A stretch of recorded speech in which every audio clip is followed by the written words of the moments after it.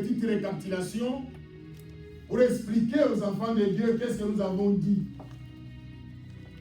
Pendant le dimanche, que Dieu nous a fait grâce, nous étions ici en train d'expliquer sur la repentance.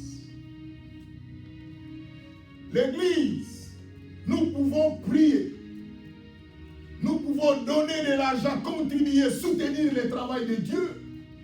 Mais si dans notre vie, nous ne subissons pas la repentance, c'est rien. Parce que grâce à la repentance, que nous allons hériter le royaume. Bien aimé, je vous ai expliqué à maintes reprises la définition et la différence qui existe entre repentance et conversion. J'ai expliqué à l'église, la conversion, ça se fait une fois pour toutes. Lorsqu'une personne vient à Jésus, il abandonne le monde, il abandonne le péché, il vient directement à Jésus. C'est ce qu'on appelle la conversion. Et j'ai expliqué aussi la repentance. Et j'ai même donné les explications étymologiques, c'est-à-dire de la source que le mot est venu. J'ai expliqué le mot conversion qui veut dire métanoïa. Et j'ai expliqué aussi la différence entre repentance et conversion. Et j'ai parlé aussi sur la repentance en hébreu qui veut dire naham. Attention, j'ai expliqué que la repentance se fait chaque jour. Voilà pourquoi la Bible dit nul n'est saint. Et j'ai parlé aussi que je ne condamne personne, comme Jésus l'a fait dans Jean chapitre 8, lorsqu'il a rencontré la femme adultère. Il a dit, moi femme, je ne te condamne pas non plus. Donc Jésus voulait montrer que chaque personne a un travail dans sa vie. Souvent j'entends les gens parler que non, si aujourd'hui je fais le mal, c'est à cause de X, c'est à cause de Y. Et je veux dire aussi aux enfants de Dieu, il faut éviter dans votre vie l'esprit de vengeance. Il y a beaucoup de gens qui font des choses pour prouver aux autres. Mais laisse-moi vous dire, le jour où le Seigneur reviendra, il ne tiendra pas compte de ça. Voilà pourquoi la Bible nous dit que le salut est individuel. Il faut que chaque personne tienne compte de sa vie. Heureusement, je suis en train de vous parler jour et nuit. Et je vous ai expliqué sur la repentance, la conversion, que lorsque nous avons quitté le monde, nous avons accepté Jésus dans notre vie comme Seigneur et Sauveur, nous avons fait la conversion. C'est-à-dire nous avons pris un engagement et nous nous sommes engagés à une autre voie. C'est pour cela que lorsque vous êtes en train de servir le Seigneur, il faut être prudent. Je rappelle encore les paroles de Christ lorsque le Seigneur parlait avec la femme samaritaine dans Jean chapitre 4. Le Seigneur parle à la femme et dit, nous adorons celui que nous connaissons. Le Seigneur a évoqué la connaissance. Ma soeur, nous ne sommes pas des psychopathes, mais nous sommes des chrétiens. Nous devons être responsables et conséquents de ce que nous faisons. Aujourd'hui, nous allons évoluer et par la grâce de Dieu, nous allons essayer de voir si Dieu nous fait grâce. Nous allons terminer cet enseignement aujourd'hui sur la repentance. La conversion ou la repentance, j'ai expliqué aussi l'histoire des jeunes enfants ou des jeunes garçons qui avaient demandé son héritage. Il a dit à son père, j'ai besoin de mon héritage. Et le père lui avait donné parce que c'est son droit. Et n'oubliez pas aussi, le père avait un cœur de père. Il a compris que l'enfant a besoin de son héritage, je peux lui donner. Je ne sais pas pourquoi le père n'a pas insisté de refuser à donner à son fils, mais lui a donné calmement. Peut-être, s'il ne donnait pas, son fils allait interpréter autrement. C'est pour cela que je vais dire aux enfants de Dieu, il faut faire attention des fois. Si quelqu'un insiste sur quelque chose, donnez-lui, libérez-lui. Et j'ai expliqué que lorsque cet enfant a eu son héritage, il est parti faire la débauche avec cet héritage. Bien aimé, il faut faire aussi attention à notre vie. Quand le Seigneur vous bénit, il y a beaucoup de gens qui demandent au Seigneur, Seigneur, donne-moi une bénédiction. Seigneur, je vais être comme ceci, je vais être comme cela. Laisse-moi vous dire, maman. Vous ne vous connaissez pas plus que Dieu. Dieu vous connaît. Peut-être Dieu sait que s'il te bénit aujourd'hui avec la somme que tu es en train de réclamer, tu vas mourir avant. Il y a des fois Dieu nous épargne. Il y a des fois Dieu nous garde pour son amour. J'ai expliqué aussi que lorsque le jeune garçon est allé, il a abusé, il a utilisé son argent sans intelligence. Et la Bible nous dit, lorsqu'il a tout utilisé, il n'avait plus rien. Et c'est alors qu'il commence à réfléchir. Ma soeur, maman, lorsque tu es encore en bonne santé, n'attendez pas qu'il soit encore tard. C'est le moment de servir Dieu dans ta vie. C'est le moment de mettre les choses au sérieux. Parce que tu ne sais pas ce qui arrivera demain. Tu ne sais pas. Cet enfant a pris son héritage, il est allé faire la fête. Il est allé festoyer avec les amis. Mais lorsque nous avons lu cela dans Luc chapitre 15, ce qui m'a étonné, quand l'enfant était tombé, il n'avait plus rien. Je ne pense pas que lorsque la Bible parle et qu'il est allé faire la débauche, il a fait la débauche seul. C'est sûr, il avait l'entourage, il y avait des gens qui étaient autour de lui. Mais le jour qu'il est tombé, il n'avait plus rien. Tout le monde a fait. Je vais vous dire, les gens qui sont avec vous aujourd'hui, c'est parce que vous êtes encore en bonne santé. Les gens qui sont encore autour de vous aujourd'hui, c'est parce que vous répondez aux certains critères. Les gens qui sont avec vous aujourd'hui, c'est parce que les gens vous voient qu'ils ont leurs intérêts encore chez vous. Mais les jours que vous n'aurez plus rien, il va vous abandonner. C'est pour cela la Bible nous dit, mon père et ma mère m'abandonnera, mais l'Éternel me recueillera.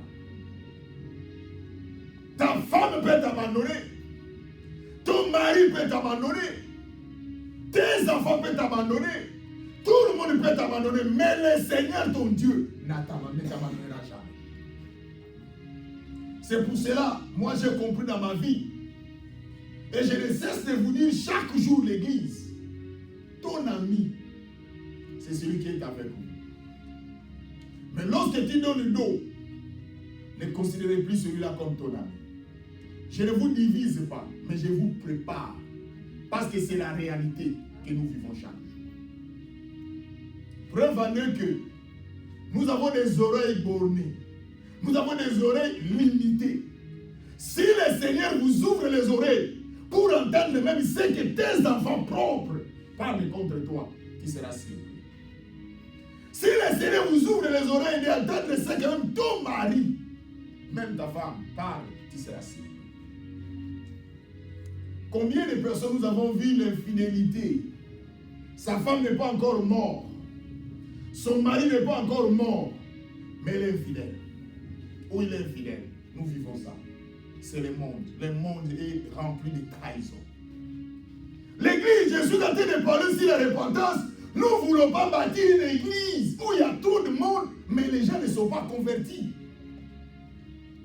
La Bible nous dit, que servirait-il à un homme de gagner tout le monde s'il perdait son âme? Tu peux avoir des voitures, tu peux avoir des maisons, tu peux avoir tout, mais ton âme est partie. Vous avez senti la chaleur d'aujourd'hui. J'étais avec maman pasteur à donner cet exemple. J'ai dit, good. J'ai dit, c'est bon, you got it. Tu as eu ça, tu as compris. Elle a fait une réflexion. Elle a dit, regardez cette chaleur. Vous tous, vous êtes conscients, vous avez senti la chaleur de cette nuit. Il dit, mais si nous sommes en train de souffrir avec cette chaleur, et si nous nous retrouvons un jour en enfer, quelle serait la grandeur ou la quantité de la chaleur en enfer? Et ce qui est curieux, en enfer, il n'y a pas un calendrier. Ici, nous avons des saisons. Bientôt, la chaleur va partir, c'est le froid qui va arriver. Mais dans l'enfer, il n'y a pas de calendrier. Chaque jour, chaque minute, chaque heure. Il y a des fois, je vais demander aux enfants de dire, réfléchissez. Ma sœur, même si nous faisons tout ce que nous pouvons faire sur cette terre, il y a des fois, il faut rester dans des moments de réflexion. Nous avons vu des gens avec beaucoup d'argent, ils ont laissé. Nous avons vu des gens très belles, très beaux, ils sont morts. Cela ne nous enseigne-t-il pas? J'ai parlé de cet enfant lorsqu'il a eu sa richesse. Tout le monde qui était avec lui sont partis les jours qu'il n'avait plus rien. Et il commençait maintenant à mendier, à quémander. Et quand il demandait quelque chose à manger, même les gens là qui chantaient pour lui sont partis. Voilà pourquoi j'ai toujours l'habitude de vous préparer que lorsque vous êtes seul, confiez-vous au Seigneur. Parce que même celui qui t'appelle mon ami, il peut être ton ennemi. Et même celui qui t'appelle ton ennemi peut être aussi ton ami. C'est ça la vie que nous vivons. Ça dépend du jour au lendemain. Bien aimé dans le Seigneur, lorsque l'enfant a eu tout, j'ai dit qu'il a cherché même quelque chose à manger, il ne trouve pas. Mais peut-être lorsqu'il avait l'argent, il partageait, il donnait. Il y a d'autres personnes dans la vie qui sont créées que pour les intérêts. Ils sont avec vous que pour les intérêts. Ils n'ont plus ce qu'on appelle l'amour agapao. Parce que je vous ai parlé aussi que nous avons 4 sortes d'amour. L'amour brisque, l'amour érotique, l'amour philo et l'amour agapao. Parmi les 4 amours, c'est l'amour qui est plus que tout l'amour, c'est l'amour agapao. L'amour agapé sans intérêt, l'amour que le Seigneur nous a aimé. La Bible dit, selon Jean 3,16, car Dieu a tant aimé le monde, il a donné son Fils. Il a donné son Fils. Ma soeur, mon frère, je suis en train de parler et je suis en train d'insister sur la repentance. Pas n'importe quelle repentance, repentons-nous sincèrement. C'est ça l'évangile de Christ. Aujourd'hui, l'église, les gens ne se répandent plus. Aujourd'hui, les gens viennent à l'église pour avoir quelque chose et c'est fini. Mais laisse-moi vous dire, la Bible dit dans Matthieu chapitre 6, verset 33, il dit cherchez premièrement le royaume et la justice de Dieu. Tout ce que vous aurez besoin, vous serez donné par-dessus. D'abord Dieu. Et même si vous lisez dans la Bible, dans Genèse chapitre 1, la Bible dit au commencement, Dieu créa. La création vient après. D'abord le nom de Dieu qui est cité. Mais aujourd'hui, ce que nous faisons, c'est l'inversion des valeurs. Nous tournons les choses au sens contraire. Au commencement créa Dieu. C'est ce que nous vivons. D'abord le matériel, Dieu après. Mais le jour que tu vas laisser ça, ce sont les autres qui vont prendre. Et aujourd'hui, je vais vous parler de l'histoire de 2 personnes dans la Bible qui étaient les disciples de Jésus. Qui ont suivi le Seigneur dans leur vie. Mais regardez leur façon de se repentir. Nous allons lire, parce que je vous ai parlé, la repentance. C'est le mot veut dire Naham, qui veut dire l'attitude d'inquiétude ou de remords. Quelqu'un est en train de regretter. Quelqu'un qui se reproche de quelque chose. C'est ça qu'on appelle la repentance. Mais nous, lorsque nous faisons du mal aux autres, on ne se regrette même pas. Nous ne regrettons pas. Tu es à l'aise et tu éprouves encore comment tu vas encore faire du mal à ton frère ou à ta sœur. J'ai toujours l'habitude de vous poser la question. Est-ce que vous avez la conscience tranquille? I don't know. Nous allons lire dans Luc chapitre 22. Dans Luc chapitre 22,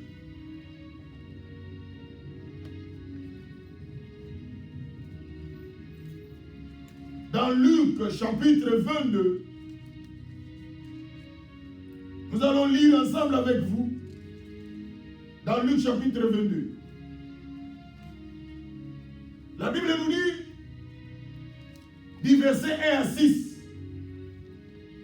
Regardez ce que la Bible est en train de nous dire ici. Il dit, la fête des pains sans levain, appelée la Pâque, approchait. Les principaux sacrificateurs et les scribes cherchaient les moyens, de faire mourir Jésus pendant la fête. Car ils craignaient la foule, ils craignaient le peuple. Or, dans le verset 3, Satan entra dans Judas, surnommé Iscariote. La Bible est claire en précisant de quel Judas. Parce que je vous ai parlé que dans la Bible, il y a aussi d'autres personnes qui portaient le nom de Judas. C'est pour cela que la Bible précise lequel Judas. Jude, son nom était aussi Judas. Alors la Bible dit qui était du nombre de 12. Qui était du nombre de 12 ici. Et Judas alla s'attendre avec les principaux sacrificateurs. Donc les gens qui étaient en difficulté pour vendre Jésus, mais ils cherchaient les moyens parce que ces gens-là craignaient les foules. Le peuple, la foule plutôt, ils craignaient le peuple, mais la Bible dit qu'ils cherchaient les moyens de vendre, de faire mourir Jésus. Mais ils ne trouvaient pas les moyens. Qui va leur donner les moyens? Satan. Par quel moyen? Par une personne, par l'entraînement d'une personne. Je vous ai dit l'église, le diable ne travaille pas ça lui-même. Il travaille qu'avec les corps. Et je vous ai dit que le diable, quand je vous ai parlé les esprits qui règnent dans le monde, je vous ai donné l'enseignement sur les esprits qui règnent dans le monde. Rappelez-vous de cet enseignement. C'est vous l'église qui donnez au diable le corps, votre corps. Or, la Bible nous dit, votre corps est le temple du Saint-Esprit. Voilà. Regardez dans le verset 3. Or, Satan entrait dans Judas, il entra. Donc, Satan vient de faire l'entrée. Donc, aujourd'hui, ne vous étonnez pas lorsque vous voyez, parce que les gens pensent que le diable ne peut pas entrer dans la vie de quelqu'un. Voilà, la Bible nous montre très clairement. C'est que nous voyons la possession démoniaque. Et je crois que par la grâce de Dieu, nous allons y arriver. Et dans le verset 4, Judas alla s'attendre avec les principaux sacrificateurs et les chefs de garde sur la manière de les leur livrer. Jésus. Et il fit dans la joie. Et il convint de lui donner de l'argent après être engagé. Et il cherchait une occasion favorable pour leur livrer Jésus à l'insu de la foule. Donc vous voyez que Jésus était très influent. Tellement l'influence de Jésus. Jésus, tellement il était très influent. La Bible dit que les gens craignaient la foule pour faire du mal à Jésus. Mais il cherchait l'occasion. Qui va lui donner l'occasion? C'est Judas. Judas était où? Il était parmi les disciples de Jésus. Et si vous lisez dans la Bible, c'est lui qui détenait la caisse du ministère de Jésus. C'est pour cela, ne vous étonnez pas, dans l'église, vous voyez que la personne qui détruit l'église ou les personnes qui détruisent l'église ne sont que les fidèles de l'église. Votre façon de vivre, votre témoignage ailleurs, c'est vous qui détruisez l'œuvre de Dieu. C'est vous qui êtes en train de détruire la réputation des églises.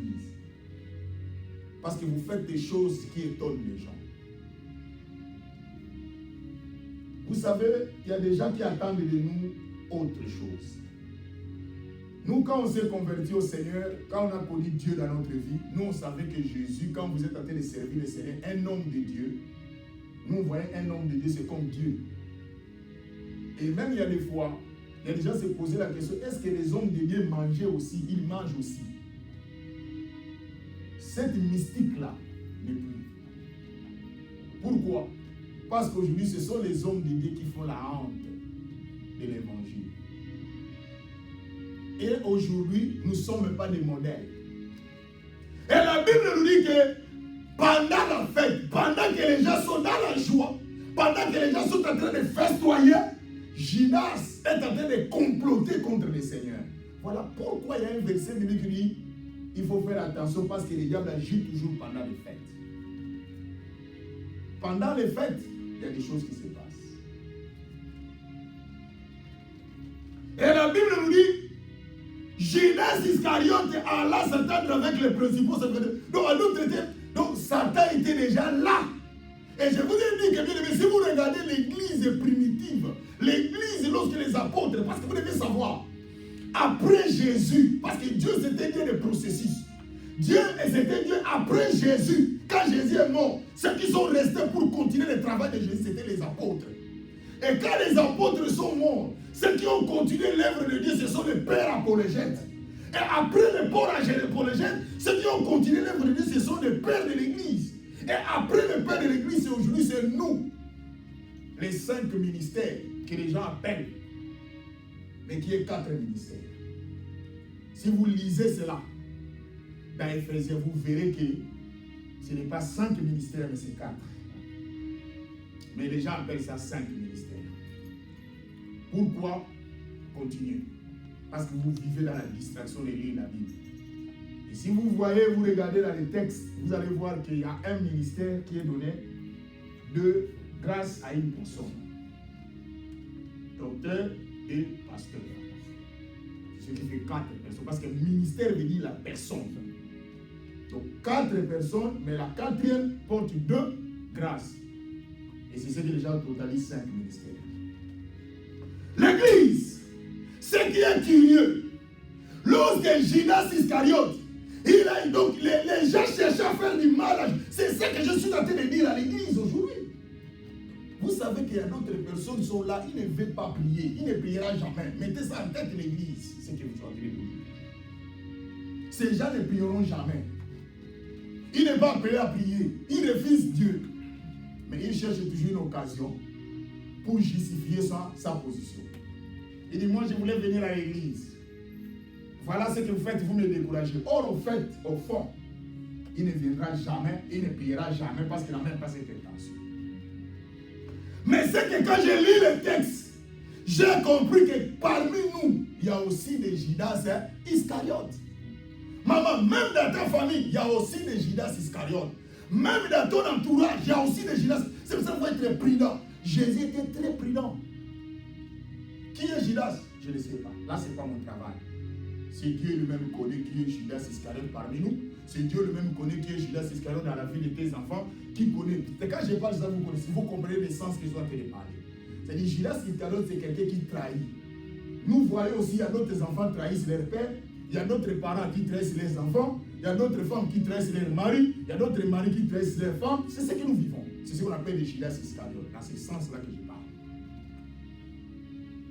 Et la Bible dit, lorsque Judas Iscariote, il a fait marcher pour vendre Jésus. Et ce qui est curieux, regardez dans le verset 6. Après être engagés, donc ils ont fait marcher. Donc vous êtes en train de vendre quelqu'un qui n'est pas même membre de votre famille. Ça, ce n'est pas la sorcellerie. Et je vais vous dire, il y a 3 sortes de la sorcellerie. Il y a la sorcellerie locale. Il y a la sorcellerie nationale. Et il y a aussi la sorcellerie internationale. Aujourd'hui, je vous informe de ça. Local. Il y a d'autres personnes de sorciers, ils ne mangent que les membres de sa famille. Lui ne sort pas. Il attaque. L'oncle qui a de l'argent, enlèvement. Il mange. Il y a d'autres, leur niveau de sorcellerie est national. Il peut manger les membres de sa famille, mais il peut aussi taquer même les membres d'autres familles. C'est là national. Il y a d'autres zones de sorciers internationales. Lui, tout le terrain il est là. National, local et international. Il mange.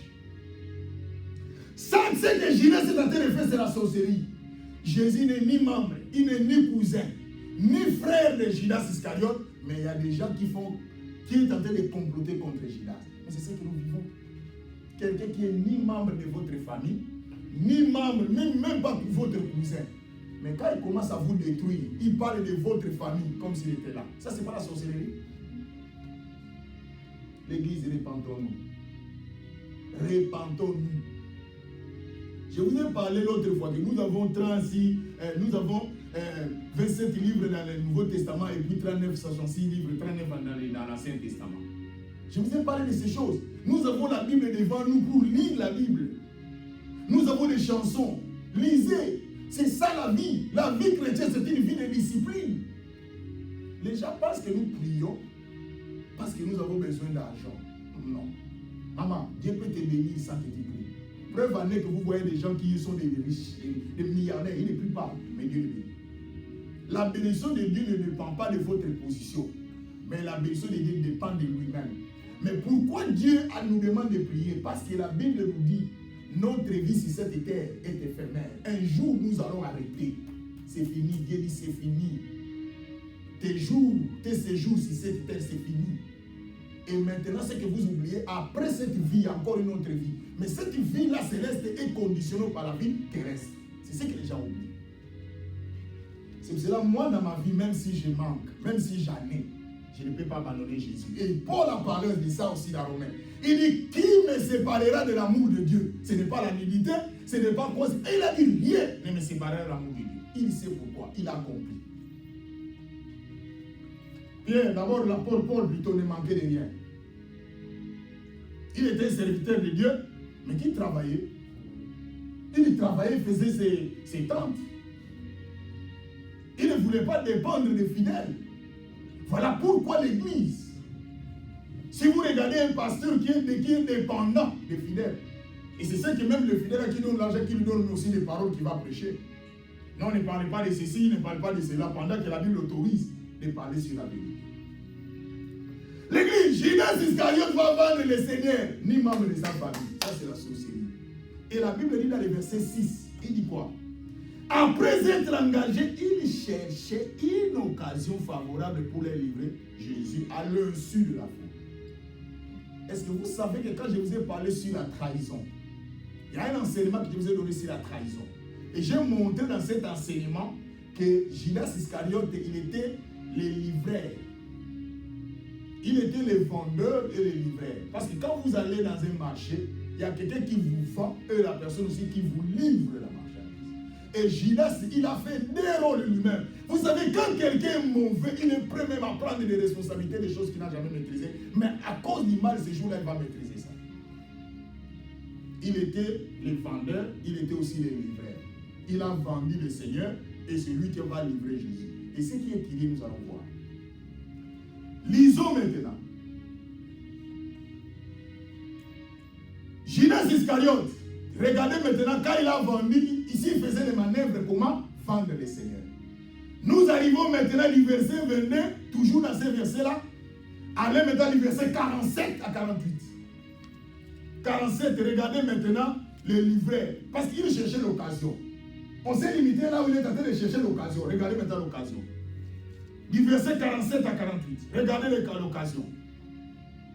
Comme il parlait encore, voici une foule arriva, et celui que s'appelait Judas, l'un des 12, marchait devant elle. Il s'approcha de Jésus pour le baiser. Et Jésus lui dit, Judas, c'est par un baiser que tu livres le Fils de l'homme. Est-ce que vous savez que les livreurs ont un signe? Donc Jésus ne savait pas qu'il va avoir un baiser. Voilà pourquoi dans l'église, il y a d'autres baisers. Quelqu'un vient avec vous, baiser, c'est-à-dire la gentillesse. Baiser, c'est-à-dire la tendresse. Quelqu'un vient avec vous avec cette tendresse, il faut faire attention parfois. Il dit, mais hier, ce type était différent avec moi. Mais comment aujourd'hui, il est aussi différent? Il faut faire des études. Bien aimé, dans la vie, étudier n'est pas un péché.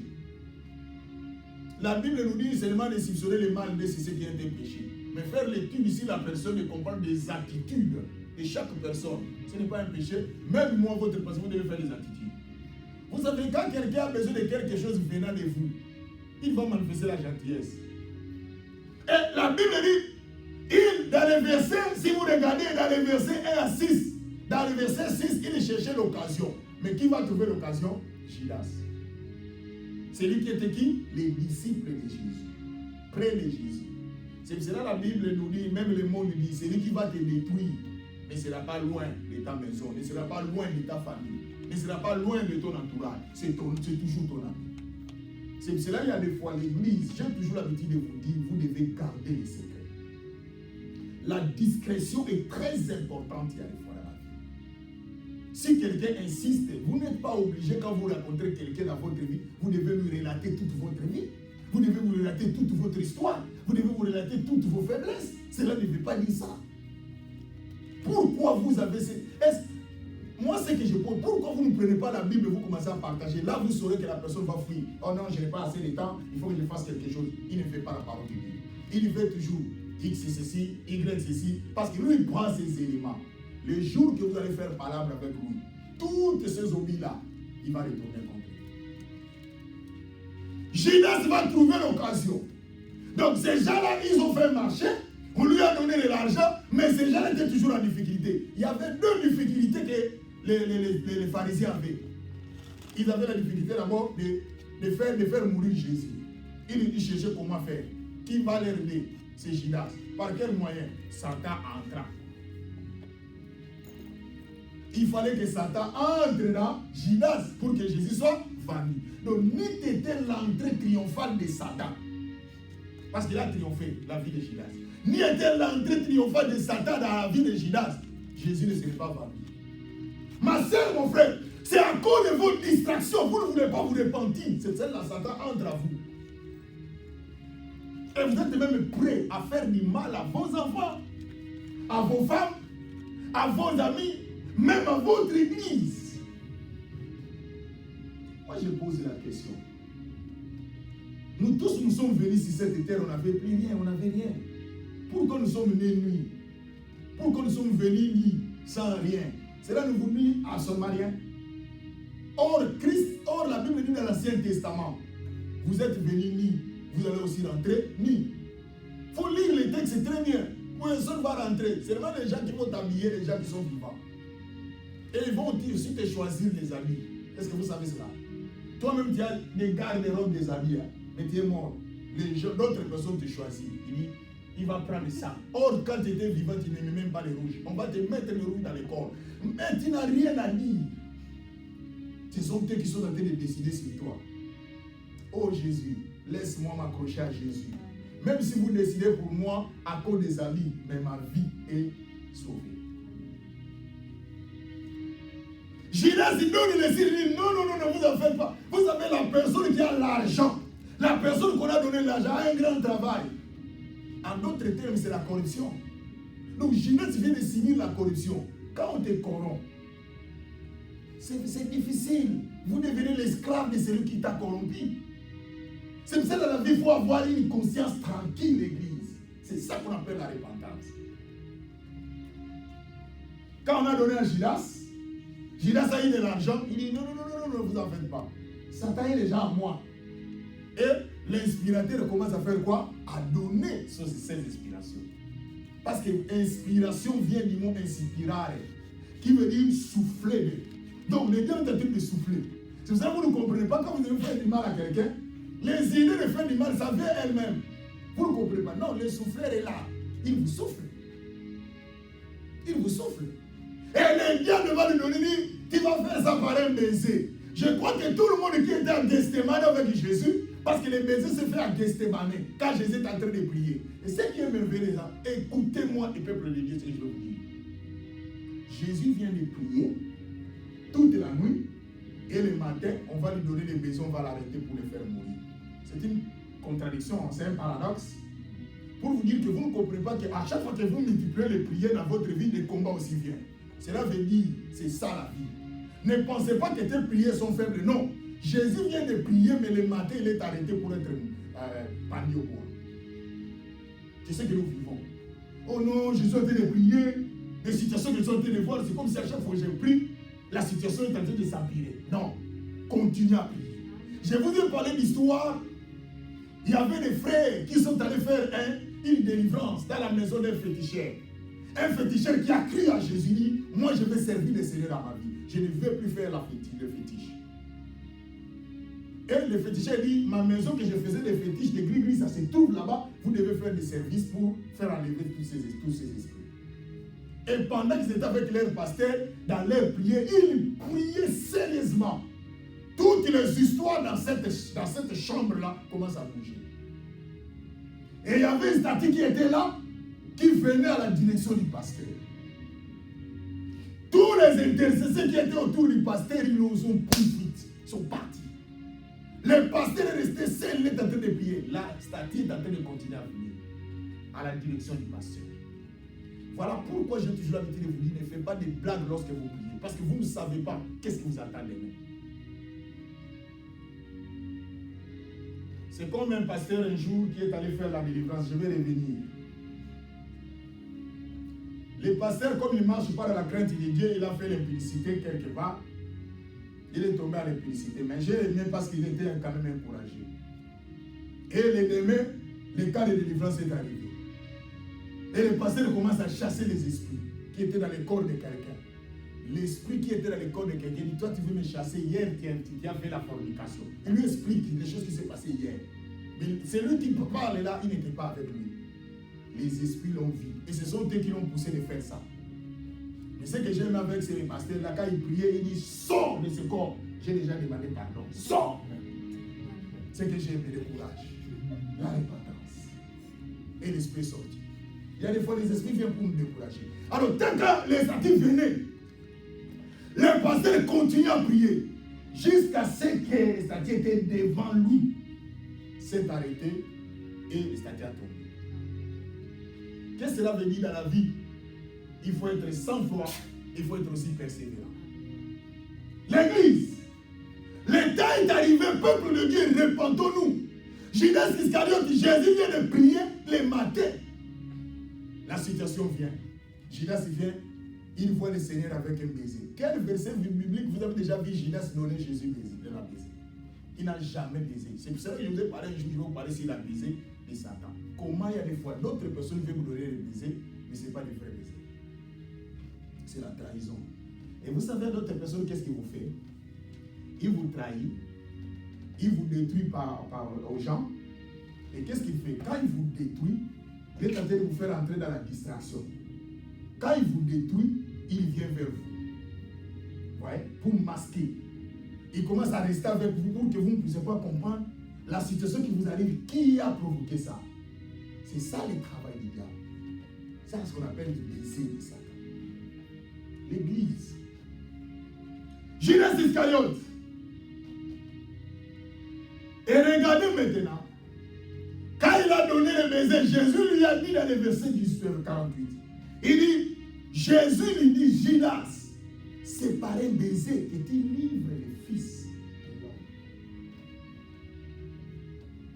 Ce n'est pas ton frère, ni même ton grand frère, ton petit frère, ni même le membre de ta famille que tu livres.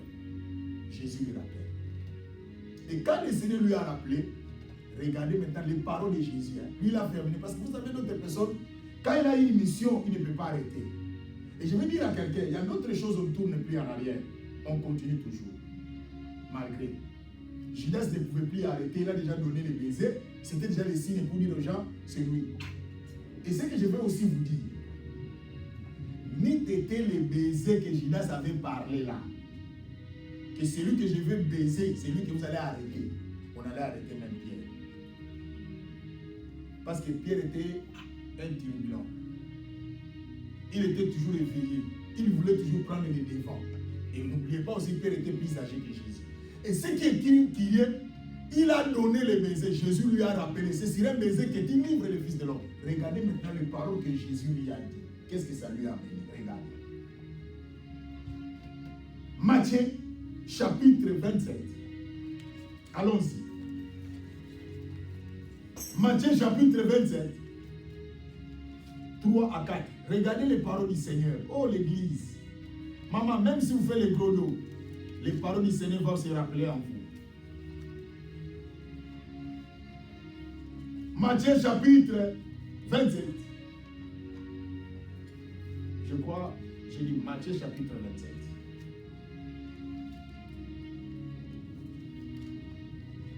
Laisse-moi prendre le verset. Matthieu chapitre 27.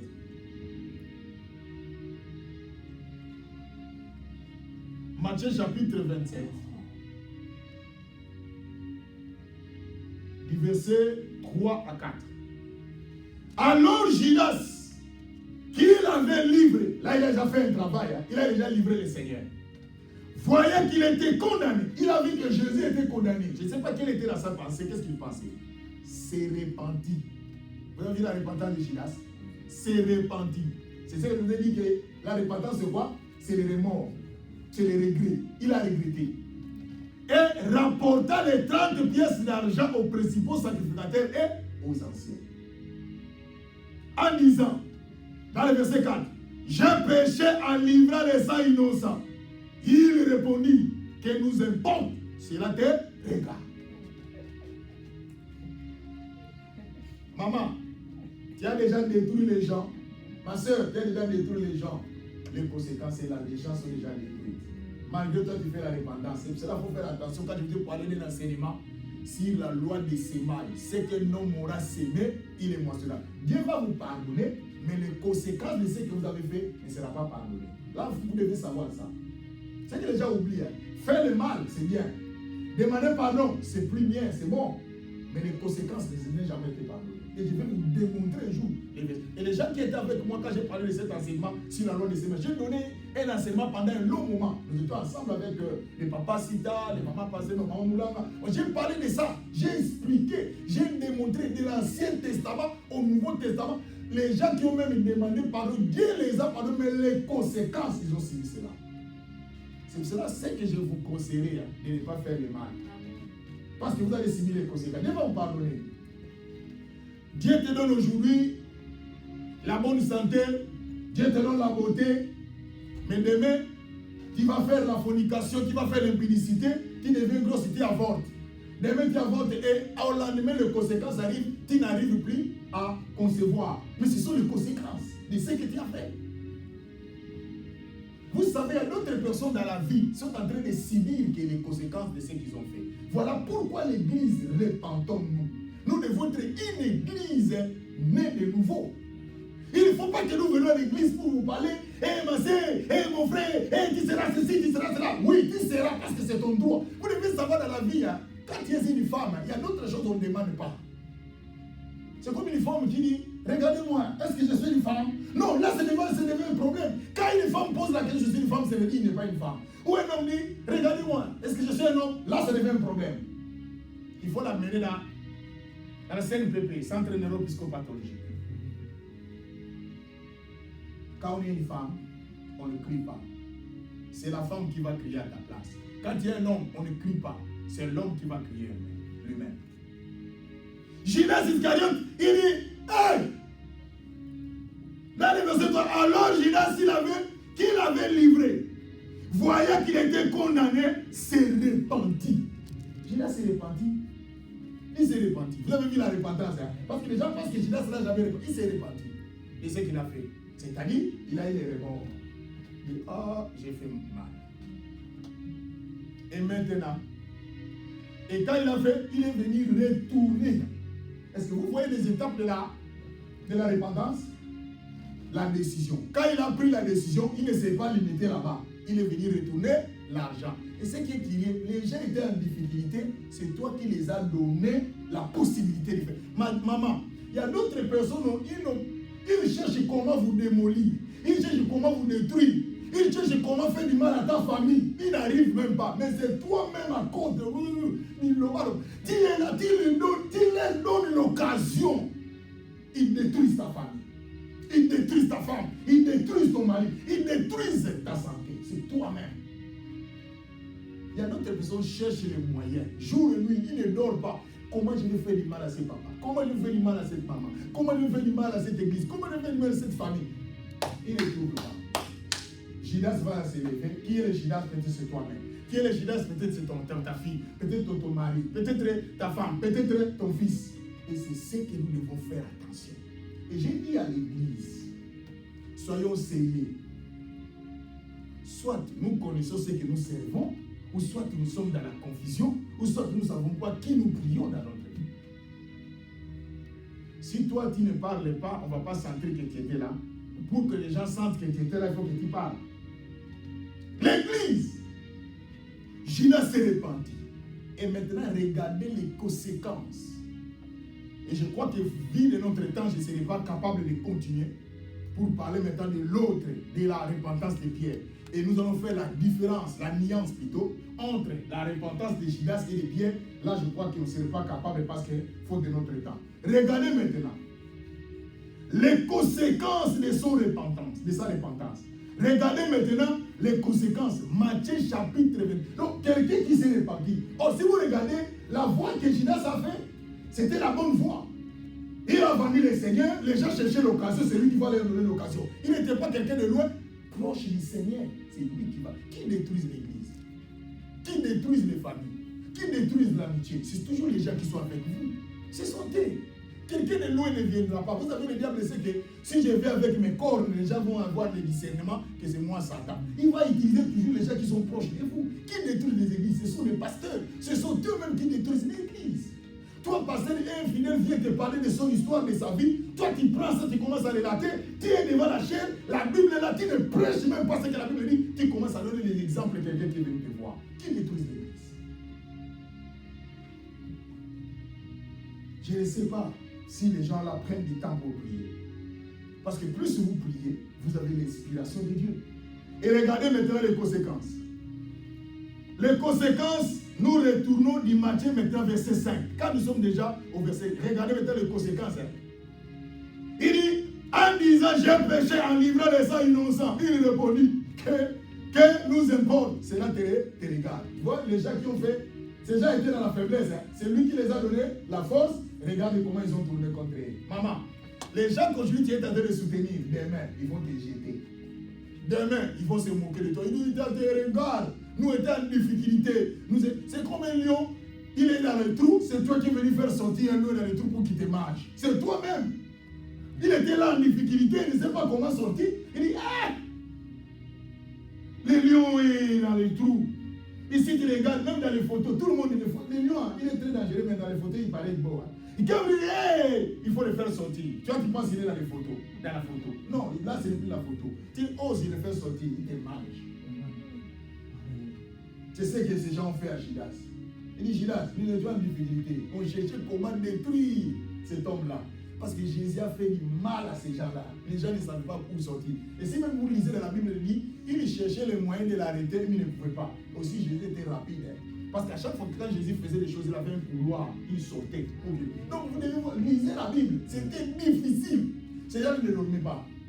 Quand l'autre vient, comment tu t'es réveillé? Ah, laissez-moi, j'ai fait même des hypertensions. C'était peut-être. Donc il les mettrait mal à l'aise. Pour qu'il soit à l'aise, il faut que Jésus soit éliminé. Je vais dire à quelqu'un, il y a d'autres personnes dans la vie, pour qu'il soit à l'aise, il faut que toi tu sois éliminé. Mais ne donne pas l'occasion qu'on te fasse du mal à ton frère ou à ta sœur à cause de toi. Vous êtes prêts à cause de vos intérêts, faire des alliances, des conciliables avec d'autres personnes pour votre intérêt. Et regardez, dans le verset 5, les conséquences maintenant de sa repentance. Judas jeta les pièces d'argent dans le temple, se retira. Il est. Oh my God. Est-ce que vous lisez les textes? Regardez. Où Judas va jeter l'argent? Dans les temples. Donc c'est-à-dire, toute l'occasion était devant qui? Judas. Donc, il a fait du mal à qui? À Jésus. À Dieu. Il va jeter l'argent où? Dans les temples. Mais restez dans les temples. Mais ce qui est déplorable, voilà, comme une Satan était déjà entré. Alléluia. Comme Satan était déjà entré, il alla se pendre. Donc le diable dit, il faut le faire sortir rapidement de l'église parce que j'ai besoin de son âme. Voilà pourquoi l'église d'aujourd'hui, le diable est tenté de vous éloigner de l'église, même les dimanches. N'allez pas, parce qu'il a un plan, il va vous achever. Il va vous achever, maman. Il va achever votre famille, ma soeur. Il va achever votre futur. Il va achever votre avenir. Il va vous éloigner de Dieu.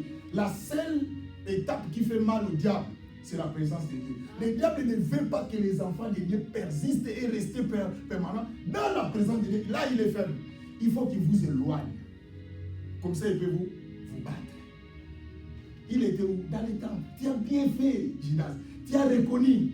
Tu as des remords. Tout est normal. Tu as compris. C'est là que quelqu'un qui pensait que Jésus ne va pas mourir. Ce n'est pas aussi de sa faute parce qu'il voyait comment les gens cherchaient. Il ne pouvait pas prendre Jésus. Mais maintenant, tu as compris que Jésus est arrêté. Il est condamné à cause de toi. Mais tu as fait un bon pas. Tu es venu vers Dieu. Mais si tu es venu jeter l'argent dans les temples, mais rester dans les temples ne sortez pas. Or, les temples, c'est la présence de Dieu. Même dans l'Ancien Testament, quand Israël était amené en captivité, ils ont perdu 3 choses. Les temples, qui étaient signe de la présence de Dieu. Le roi, qui était la présence de l'unité. Peuple de Dieu, il faut faire attention dans l'église. Lorsque vous êtes dans l'église, c'est pour cela que David dit, je suis dans la joie quand on me dit, allons à la maison de l'Éternel. Et vous venez à l'église. Vous ne priez pas. Et l'église n'a que 2 heures de service. Et vous ne prenez pas du sérieux à ces heures-là. Vous pouvez regretter ça toute votre vie. Peuple de Dieu, je me limite ici. Voilà le sort plutôt, la fin de Judas Iscariote. Il est allé se pendre. Il a fait la repentance. Au lieu de continuer le processus, il restait dans les temples. Comme c'était le diable qui était entré en lui. Le diable fait quoi? Il est retiré. Maman, au lieu que le Saint-Esprit entre à toi, ma soeur, au lieu que le Saint-Esprit entre à toi, c'est le diable entre à toi. Quel serait le résultat? C'est la mort éternelle. Judas était là. Il a fait du mal au Seigneur. Or, Jésus était, quand il était sur la croix, il a dit, Père, pardonne-leur. Parce que ce qu'ils font, ils ne savent pas. Judas aussi ne savait pas ce qu'il faisait. Lui, il pensait. Or, la Bible dit, vos pensées ne sont pas mes pensées. Et vos voix ne sont pas mes voix. Donc, Judas était dans les bons. Mais pourquoi Judas a abandonné les bons? Dieu est sorti dans les temples. Restez dans les temples. Maman, je vais dire à quelqu'un, restez dans les temples. Nous allons fermer nos yeux. Et nous allons prier. Je veux que les enfants de Dieu prennent ce temps au sérieux. Pendant que nous chantons, pendant que la musique est en train de se jouer, maman, prie. Je sais que tu t'es déjà repenti. Et je vous ai parlé que la repentance était un processus. Prends au sérieux. Prends au sérieux pour ta vie. L'Ouvrage dit, je ne veux pas que le diable entre en moi. Parce que les conséquences, voilà la fin de Judas. Celui qui était prêt, tout près de Jésus. Celui qui gardait même l'argent pour le travail du ministère de Jésus. Voilà sa fin. Dis, Seigneur, je ne veux pas devenir comme Judas. Seigneur, fais-moi grâce. Dans le nom de Jésus, nous le Seigneur. Oui, Seigneur notre Dieu Père. Oui, Jésus. Yahweh. Il n'y a que toi, Jésus. Il n'y a que toi, notre Père. Il n'y a que toi, notre Seigneur. Yahweh, fais-moi grâce. Hey, Yahweh. Yahweh, je ne veux pas être comme Judas. Yahweh, fais-moi grâce, Père. Yahweh, je veux faire une vraie repentance. Yahweh, je veux faire une vraie repentance. J'ai besoin de toi, papa. J'ai besoin de toi, mon Dieu. J'ai besoin de toi, papa. Il n'y a que toi, le Seigneur de gloire. Il n'y a que toi, Jésus. Yahweh, ce peuple devant toi. Yahweh, ce peuple a besoin de toi. Yahweh, la révélation de cette parole. Nous puissions être des vrais chrétiens, nés de nouveau. Que nous avons donné sa vision de vie à Jésus.